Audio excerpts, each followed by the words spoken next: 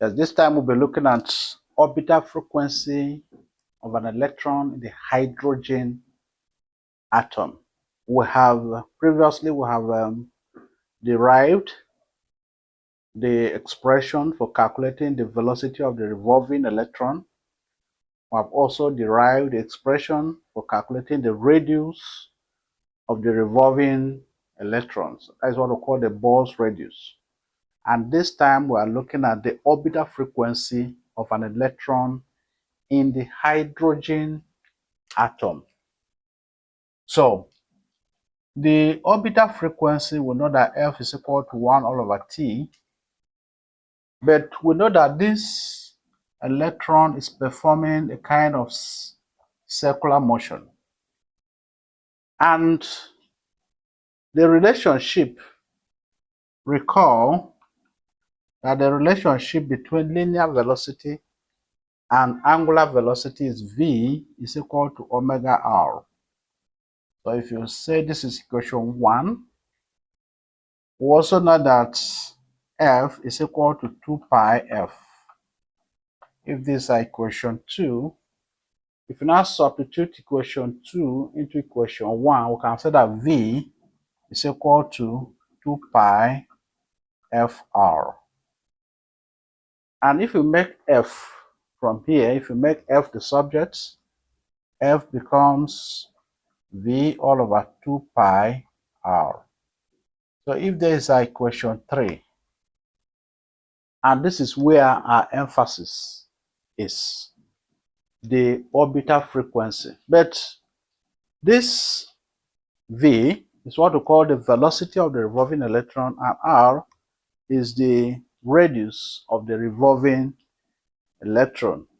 So we can say that, which we have derived previously in our classes, and we said that V is equal to E square all over 2n He naught. Call it equation 4. And we said that R is equal to n square H square E naught all over pi me square. And this is a 5, equation 5.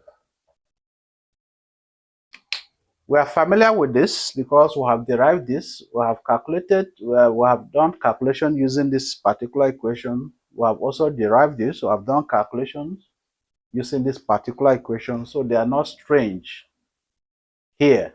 We are familiar with them. So, but this is where we want to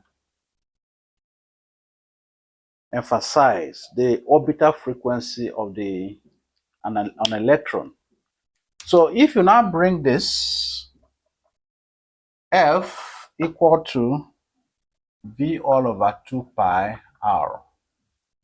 This is what we call equation 3. Now the reason why we do this is that somebody will say that, but I know that F is equal to 1 over T. How come we now have F is equal to V over 2 pi R? I've explained why we have this here. Based on the basic physics we know, that V is equal to this. This is a relationship between linear velocity and angular velocity. And this is the relationship we know. So if you substitute this and this, you have this. This is the reason why we have equation 3. This is the reason why we have equation 3. So if we now substitute equation 4 and 5, which are not new to us, in equation 3, we can now arrive at the expression we are looking for. That becomes F is equal to, here we have E square all over 2n He naught divided by, is why we are dividing 2 into, 2 pi into R, which is n square H square E naught all over pi me squared. Let's write this here properly so that we can see what we are doing. Now, looking at this, we can say that F is equal to, let's put it this way, E squared, so that we answer some pending questions. 2n he naught, still divide, let's express this. We now have 2 pi n squared h squared e naught by pi m e raised to power 2. So we can now express this as e squared over 2n h e naught times pi m e raised to power 2 divided by, this comes down, 2 pi n squared h squared e naught. So some things will go, pi will go with this, pi will go. What again? What again will go? So we can now say that F is equal to E times E will give us e raised to power 4. That is m e raised to power 4.